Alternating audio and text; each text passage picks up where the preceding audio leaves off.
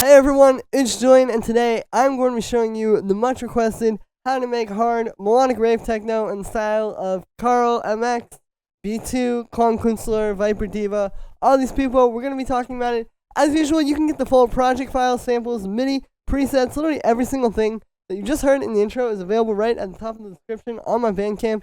And if you're a patron on my Patreon, check there because it's already available. Thank you so much for the support, guys. Everybody who goes and grabs this project file and samples and MIDI and presets really helps support me so I can keep bringing you guys new videos every single day.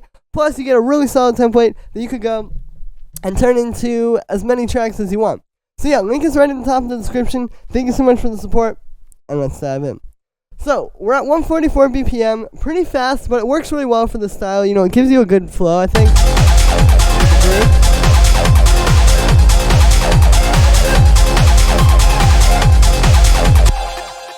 And the first sound we have up here is going to be the Reese bass.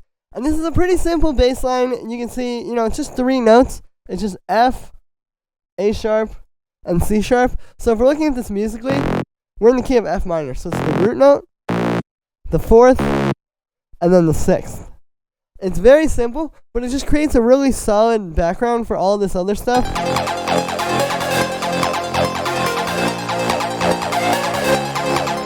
You know, it fits really, really well into there. And this is going to be really the foundation. Like, when you make a track like this, I always start with the kick, right? Get that sounding really good.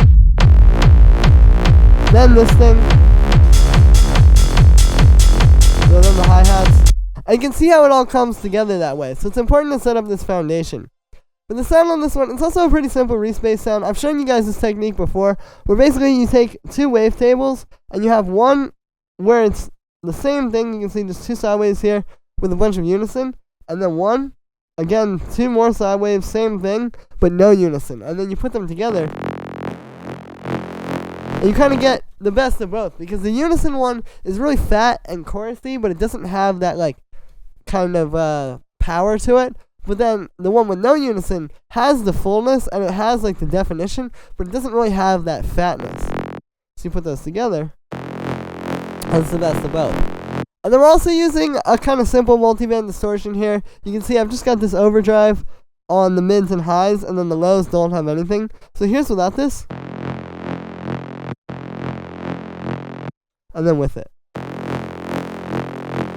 So it's really subtle, but you can really hear that crunch in the mid-range that helps it cut through the mix. Because the secret, okay, a lot of people don't realize this, but I actually learned this back in the day when I was in a band, and I was playing bass. And I was trying to figure out how to make it so you can hear the bass. The truth is, the mid-range is actually where the bass cuts through. Like, obviously, the bass is cutting through in the low end, but with this kind of a sound, we don't need it to have low end. It's just really, like, for that mids and low mids and then the highs.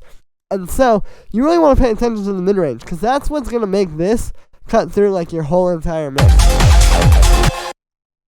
And yeah, then we just have a high-pass filter, because, again, you actually don't want the low end on this one. And then it's just being sidechained to the kick. And then we have the arp. And so as I go through these little melodic layers, the lead as well, the 303, the Reese, you'll notice that even though it's 4 synths happening here, which would typically be almost too much for techno, in my opinion, and probably a lot of you guys' opinions as well, they all work together really well.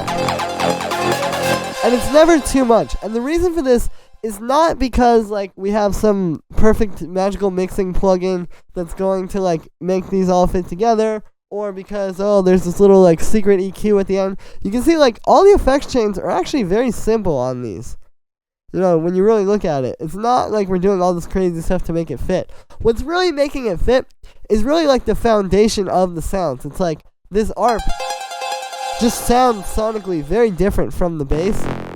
And from even like the lead, which is in a similar range, you can really hear the difference between those. And that's more than just, like I said, having some perfect mixing plugin at the end that can save you when you do this stuff wrong. It's like you really just have to start from the start with that in mind, that these are all going to fit together. And don't make sounds that are going to clash. You know, don't set yourself up for failure right off the bat. So for this arp, what it's doing is it's playing this little 4-bar pattern where it's just constantly going down to C. So this is actually kind of like in C minor, I guess you could look at it that way. But then because we're in F minor and C is the 5th, that's going to work really well, like, against the chord progression. right? Versus if we put this in F minor, it would still all work. But I think it really stands out nicely when you play it at the 5th there. And that's another one of those things that can really make this stick out in the track and make it not get lost in all the other elements. And so for the actual ARP that's playing here, it might seem really complicated, but these are all notes inside of the F minor scale. So for example, the C here is the 5th, we have F, as you can imagine, that is the root note. G, which is our 9th, which is a very fancy way of saying one note down from the minor 3rd, which is this G sharp right here. The 4th, and then another 5th.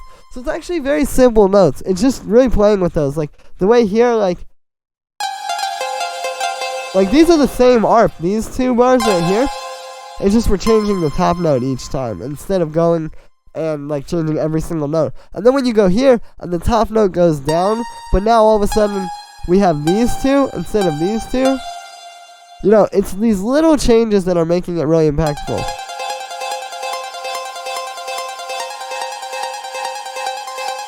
Right, and then here we go, up. So just really keeping it, like, dynamic and exciting with the pattern. And then for the sound, this one's made with wavetable. We've just got 2 saw waves here with a bit of unison. You can see I've got that position sync. And what we're doing is we're using the matrix to put a little amp envelope on the filter frequency. And this is another technique I really like. If you're using, like, you know, if you're making your amp envelope and then also another filter envelope, like with envelope 2 here, you know, it's not going to be as tight as if you just put the same envelope on both of them. So that's what we're doing there. Then I just have a bit of reverb, high pass, and then it's being sidechained to the kick. Then we have the lead.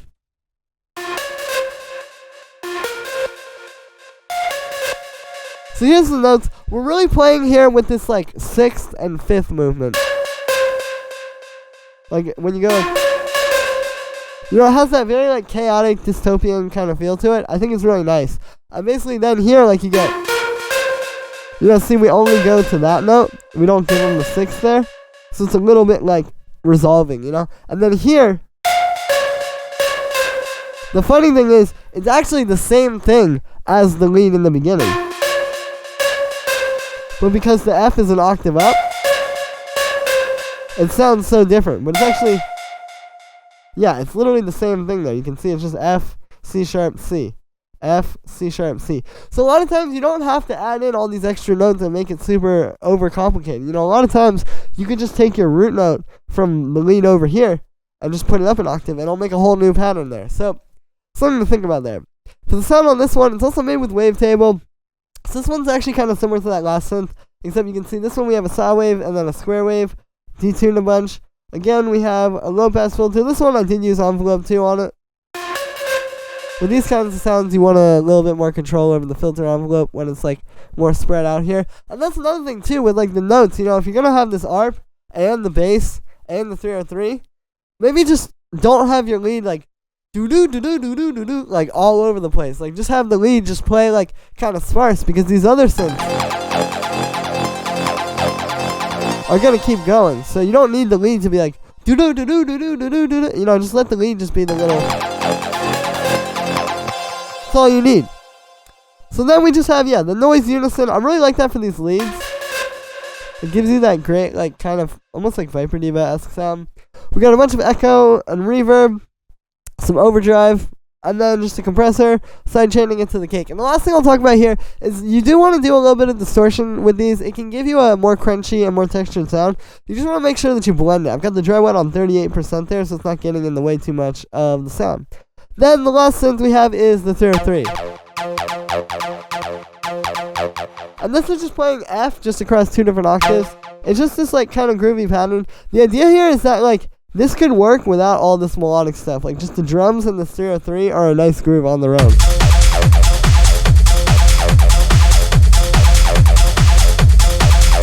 Right, and then you add in, like, I was gonna fit. Another thing that was really important with the 303 is not having it clash with the Reese bass. If you're gonna have this bass and the 303 at the same time, you really need to make sure that the 303 is in a higher octave so that it doesn't clash. Because if you put this down an octave, all of a sudden,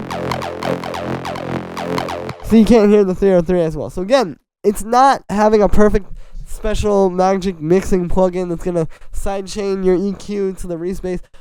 If you're doing that, you already kind of messed up. Just stick to this. Just play with different octaves and try to really make the sounds fit together foundationally, not at the end as an afterthought to save it at the end. So then, yeah, we just have for the sound on this one, it's just a saw wave, bandpass filter with a sine shaper, a little bit of an envelope. You don't want too much envelope. That's the secret to this sound, is that it's just a little bit of the envelope to make it kind of plucky. And then we just have this amp, which is on the boost setting. I've got these two echoes to kind of give it some stereo width. One's really fast and one's a bit slower. A bit of reverb, and then it's just being sidechained to the kick. Then we have our kick. So this is actually a new technique. I've shown you guys maybe a little bit before. This is a new way that I've learned to make the rumble kick, where basically we have our main kick. This is just one that I've made. Right, just a nice punchy, hard-hitting kick. But then what we actually do to make the rumble is it's that same kick, and then I use Ableton's warping inside of the simpler. You also don't really need simpler to do this. You can do this just with the audio clip. But basically what we're doing is we're taking that exact same kick, but I stretched it out. And you can see it's on the texture setting. And yeah, so what happens is you just kind of take the kick and you're spreading the bass out. And now you get this big, full, long bass. And yeah, it sounds really good. And then basically, I just took a little bit of drum bus. Kind of added some more rumble to it. You can see we got the boom up. I've got it on F, so it's in tune with everything else. Then we have a low pass. So we're getting just the rumble. Sidechain into the main kick. Another EQ just to cut out any more little high-end artifacts, because sometimes autofilter lets those through. And also we're cutting out the low end at 24 Hz, because you can't really hear lower than that, but it will mess up your mix and kind of take away headroom and make it harder to master. And then we just have a utility, converting everything to mono, because you want to make sure your bass is in mono. Sometimes your kick sample might have a little bit of stereo width to it, yeah, you can actually see that. See how in the waveform there's those two little lines? It's not much, but that little bit, if you're using this for a bass, can mess it up. So I like to just convert it to mono. And then on the group, we just have another EQ doing that same cut at 24 Hz. Again, just really cutting that out because it'll mess up the headroom of your mix. Then we just have the rest of the drums, which you can hear are really solid on their own. These need to sit well, even without the kick. And then you put it with the kick and you get that full sound. So it starts off with these two rave loops. And usually I wouldn't want to use two of these together. You really would want to just pick one that sounds really good. But here what we've done is we've got one, which you can hear is a lot more on the high end. And then one which is just adding a lot of groove in the mid-range. And when you put these together, you can hear each one independently. And they kind of just come together to create one really full sound. And that's ultimately the goal.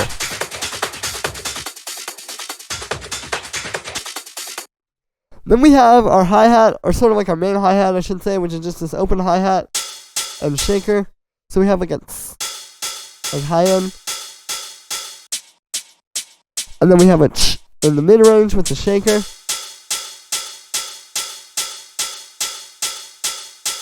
You can hear when you layer those together, you get the nice punch of the shaker, but also the full 909 hat. And then underneath those, we have this drum rack, which is just three different hi-hats. And you can hear so if I play the main hi-hat with the rave loops, you've got a lot of nice groove there. But then when we throw in this drum rack, you can see it just kind of highlights certain notes in the groove, and it really makes the groove a little bit more. So this is a good technique there. Start with the rave loops and the main hi-hat, and then just add these little closed hi-hats in the background to bring it to life. And the last thing we have down here is the 909 snare, which is just this 909 snare going through a bit of distortion. That's how you get that hard rave techno sort of sound. It's just distorting either a 909 snare or a 909 clap Klangkuenstler does this a lot. I've heard this in a ton of his tracks. The secret, though, is that you're actually going to shorten the 909 and also high pass it, and then you go into the distortion. So there's dry, and then with distortion. Because if you don't shorten it, you kind of just get like a bit of white noise. This makes it punchier without making it too short. And then the high pass. See, without that, we get that like dum. You want to cut it maybe at about like 200. Like, I'll just type that in. And there we go. We're still getting all the punchy snare frequencies without the dum.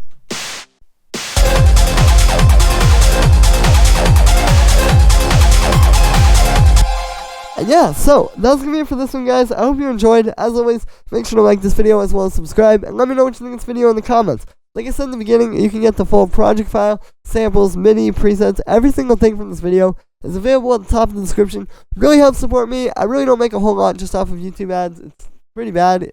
But with these sample packs and different stuff like this, I'm able to keep going and keep bringing you guys new videos every single day and showing you guys stuff that's never been shown on the internet before. Thank you so much for all the support, guys, and I'll see you tomorrow with another video.